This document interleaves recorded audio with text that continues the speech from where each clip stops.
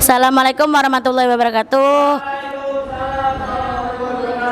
Kami kelompok 5 dari kelas 8H akan mempresentasikan sejarah, teknologi dan perkembangan komputer.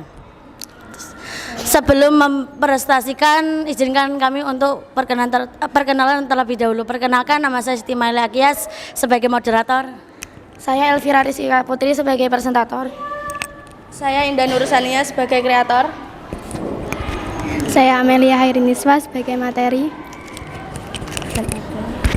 Dan ada Navara sebagai Q&A.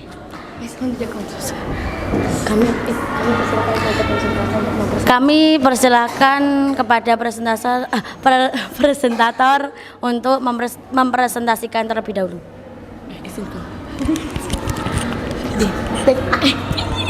Teknologi informasi atau dalam bahasa Inggris dikenal dengan istilah information teknologi, atau itu adalah istilah umum untuk teknologi apapun yang membantu manusia dalam membuat, mengubah, menyimpan, mengomunikasikan dan atau menyebarkan informasi atau TI, menyatukan komputasi dan komunikasi berkecepatan tinggi untuk data, suara dan video.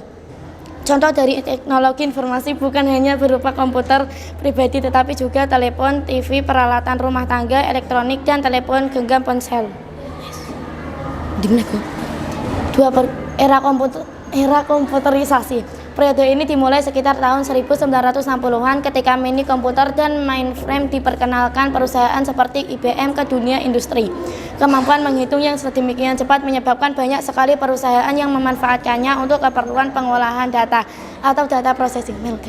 Pemakaian komputer di masa ini ditunjukkan untuk meningkatkan efisien karena terbukti pekerjaan-pekerjaan tertentu mempergunakan komputer jauh lebih efisien atau dari segi waktu dan biaya dibandingkan dengan memperkerjakan berpuluh-puluh SDM untuk hal serupa. Hampir semua perusahaan besar yang bergerak di bidang infrastruktur atau listrik dan telekomunikasi dan pertambangan pada saat itu memberi perangkat komputer untuk membantu kegiatan administrasi sehari-hari. Keperluan organisasi yang paling banyak menyita waktu komputer pada saat itu adalah untuk administrasi back office. Kemampuan mainframe untuk melakukan perhitungan rumit juga dimanfaatkan perusahaan untuk membantu menyelesaikan problem-problem teknis operasional seperti simulasi perhitungan pada industri pertambangan dan manufaktur. Periode ini dimulai kemajuan teknologi digital yang padu dengan telekomunikasi telah membawa komputer memasuki masa-masa revolusi. Di awal tahun 1970-an, teknologi PC atau personal komputer mulai diperkenalkan sebagai alternatif pengganti mini komputer.